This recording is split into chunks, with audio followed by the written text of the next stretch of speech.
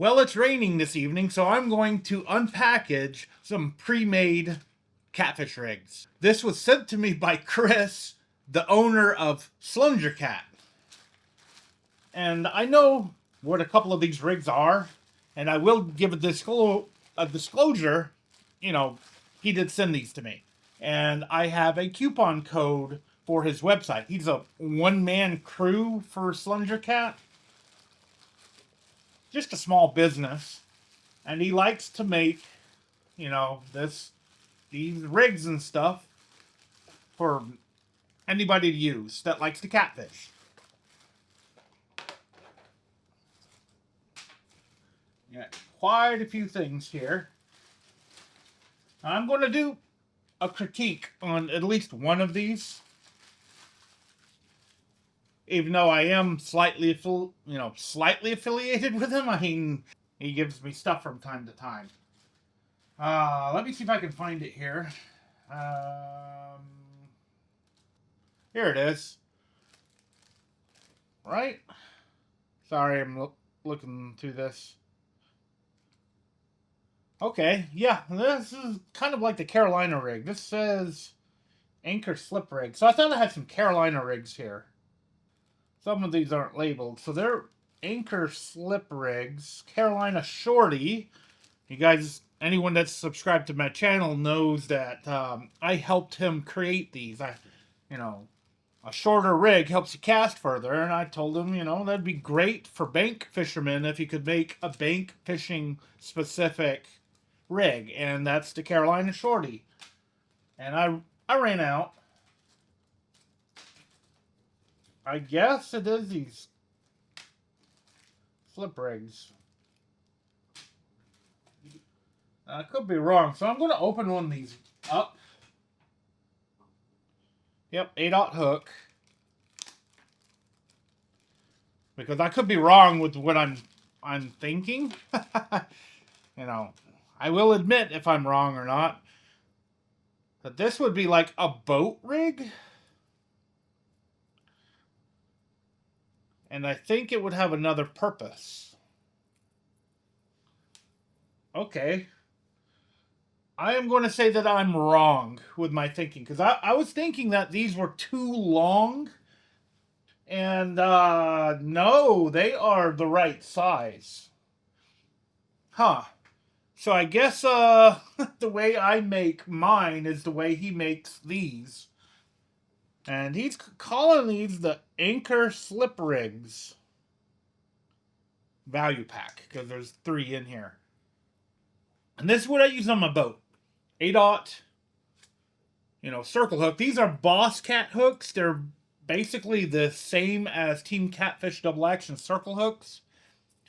And for whatever reason, this straight shank with a straight eye, just the design of the hook, this helped me start catching tons of flathead catfish. It hooks blues just fine, blue cats, but this also catches flatheads. When I was using like the traditional Gamakatsu circle hooks, which are just almost a complete circle, if I caught flathead catfish, they would be hooked in the weirdest place. Either like on the tooth pouch, they'd be gut hooked. They were never hooked right. But when I switched over to hooks like these, which I got from my buddy Ty, who used to be a guide. He's not guiding anymore. But when I started fishing with him, he's on YouTube as well. He hasn't. I don't know when the last time he posted to his channel. He's been not really posting much to his channel. I'll put an iCard above to his channel so you can check him out. But Ty got me into these types of hooks because we were catching flatheads. And when I started using them, I started catching flatheads too. And when you're fishing for catfish, you want to catch what's biting, which sometimes it's not blue, sometimes it's the flatheads. And if you don't have a hook that will properly hook the flathead, well, you're going to get the run and be like, oh, drop. And you're like, oh, I just missed a fish, and missed another fish, and missed another fish. And you're wondering what's going on. Well, could be a flathead. Could be, baby catfish too. Now I use a polymer knot when I make these, but he uses a crimper. And he is a guide. Chris is a guide and a YouTuber, and he said he's never had any of these crimps fail. Now, I'd like to hear from you guys. If you have used crimped ones or make crimped ones, have you ever had a crimp fail? And this is, you know, big swivel. And this also comes with sinker slides and beads.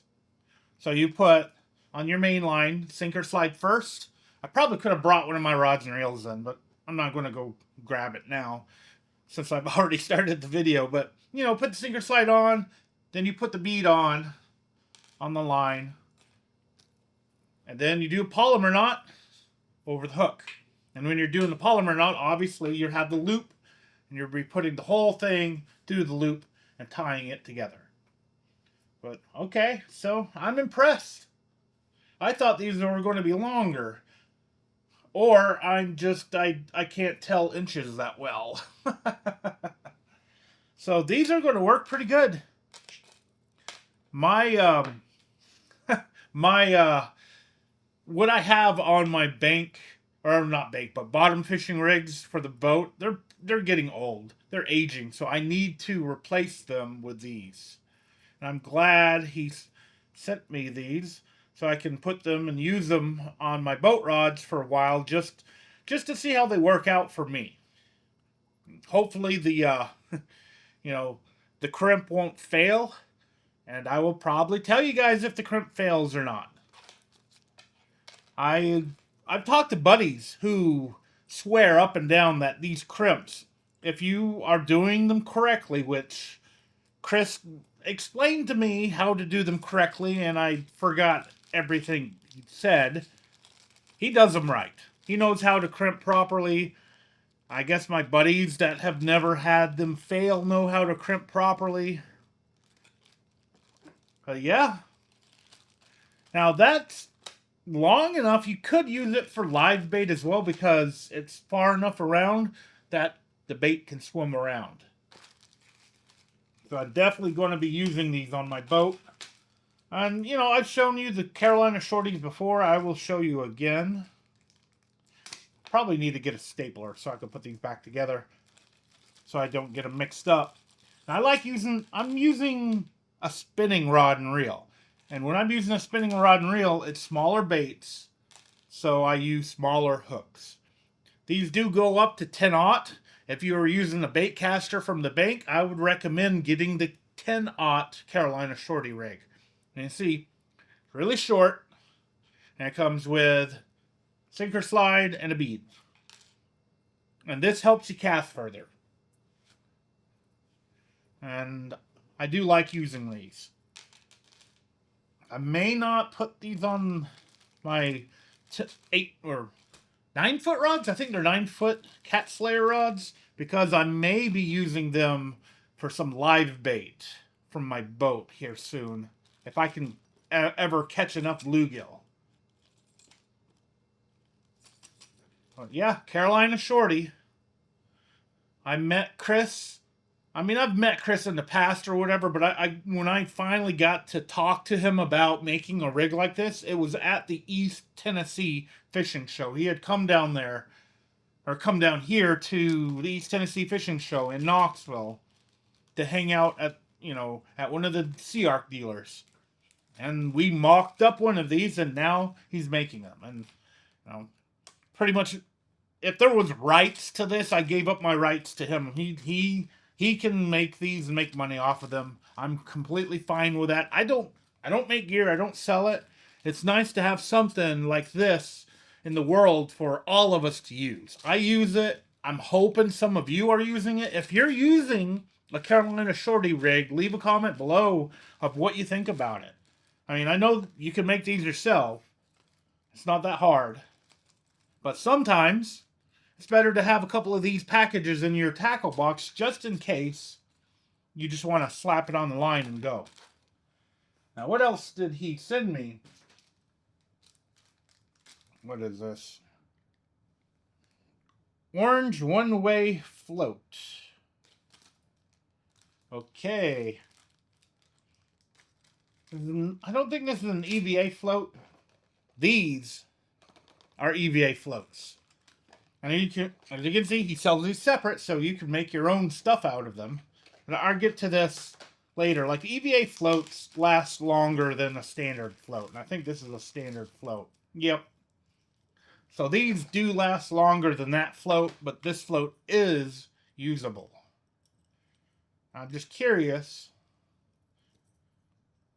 to what this is. So this one looks like it's a 6/0. If I am dragging, I'm using 8/0. But this could work as a live bait rig, because this will keep, your live bait moving around, creating a ruckus in the water so the fish can find it and eat it. Gotta get this undone. There we go. I think this is kind of meant for dragging too. It's a little bit short for a dragging rig. It has a clip, has a 3-way swivel. And yeah, float rig. So you'd put a dragging weight on there, drag it. You could put a regular weight on there and let the fish, like live bait, swim around. And this would work with my spinning because it's smaller hook. And I'm not going to put it back into plastic right now. We got 2 of them. Well, this one's an 8/0. There we go. So yeah, that's I do make my dragging rigs a lot longer, but that's about as long as these bottom rigs. So this is just kind of a bottom rig with a float on it. And sometimes these catch more fish than, the plain Jane ones with nothing on them. So, cool. I might put one of these on one of my bottom rigs just to see which one catches more catfish whenever I'm putting stuff on the bottom. And I got a few of these. Another 8/0. So 2 8/0s, 2 6/0s. Maybe I'd put these on the... it is harder to cast something like this from the bank, but I could put both of these on my spinning rods and do my live bait video with this rig, and then just leave them on there and try these from the bank as bank fishing rigs. Obviously, it will helicopter, which will slow down the cast. But most of my spots that I fish, I don't need to cast, 100 yards. I go to some of my easier spots and give it a try. So stay tuned to that, future video. Make sure you're subscribed. All right, what else we got here? The infamous not labeled. These are shorty rigs, 8/0. 8/0 shorty. 8/0 shorty. No, not shorty. Yep, another slip rig for the boat. Another slip rig, so I got plenty for the boat.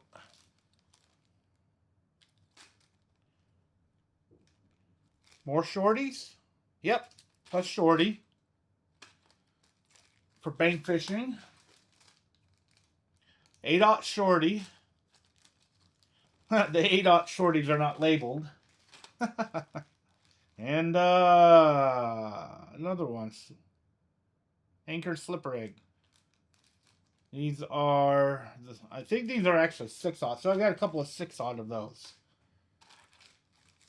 I don't know what I'll do with these 8/0s. These 8/0s could be like the jack of all trades. Like if you do spinning and bait casting, you can get away with an 8/0.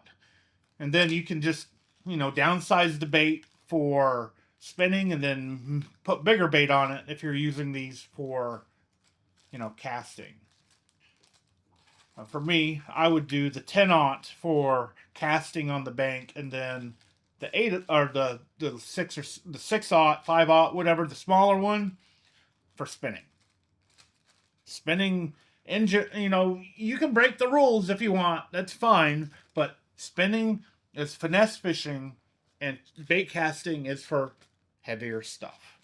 And most like people who go for Goliath groupers, you see them with big, you know, bait casters, or technically conventional bait caster or whatever.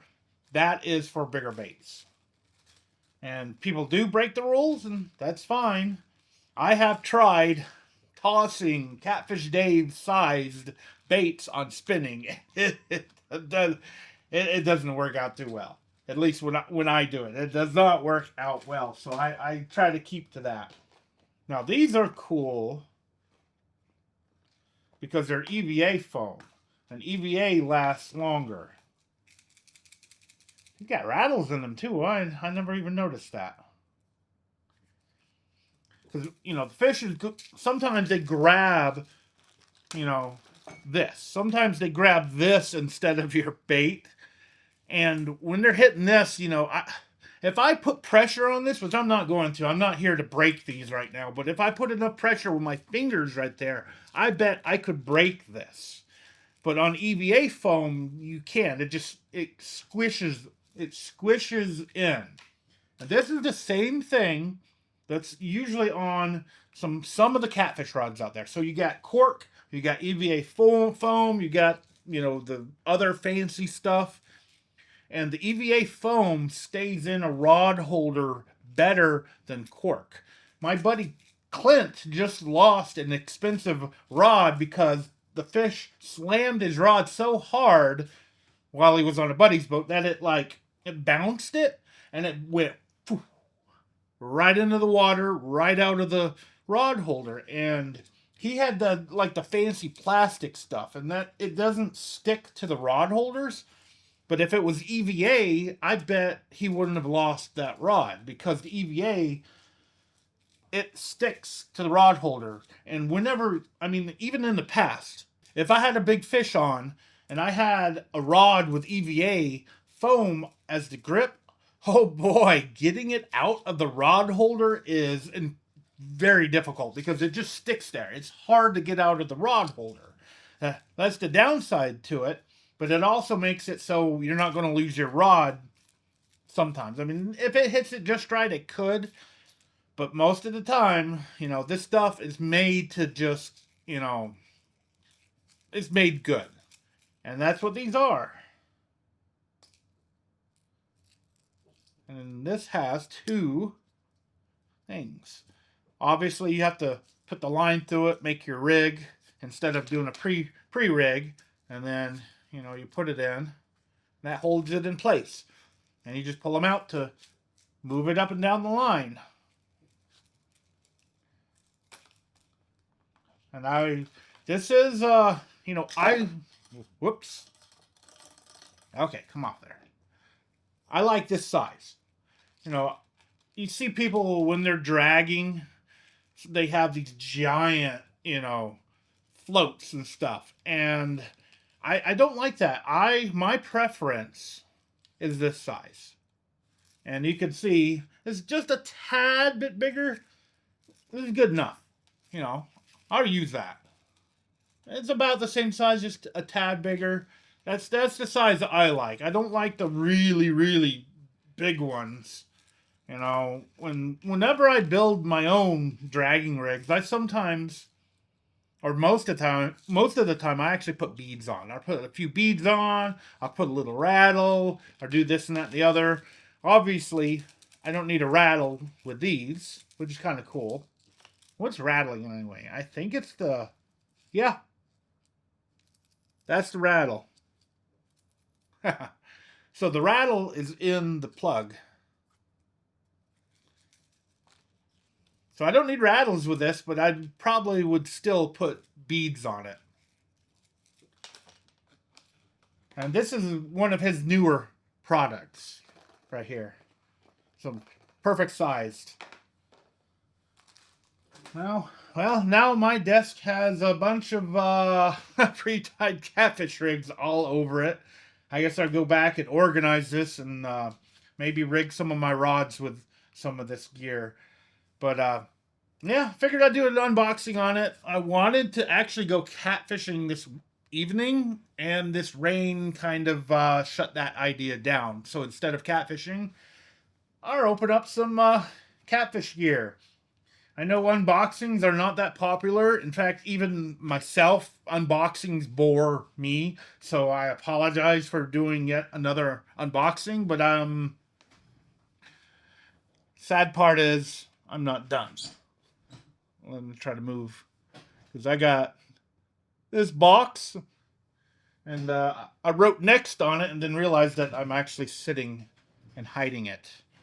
But that's going to be like a next unboxing in the future. And I do have another talking head video because something came in the mail. And quite a few of you know exactly what it is.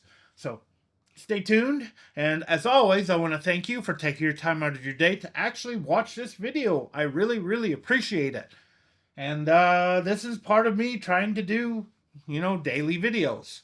When it rains, it makes it difficult to film. And to be honest, my action camera is no longer waterproof because I lost the little cover on my, like where the USB plugs in, and it went flying. I don't know where it went. It probably went in the water somewhere.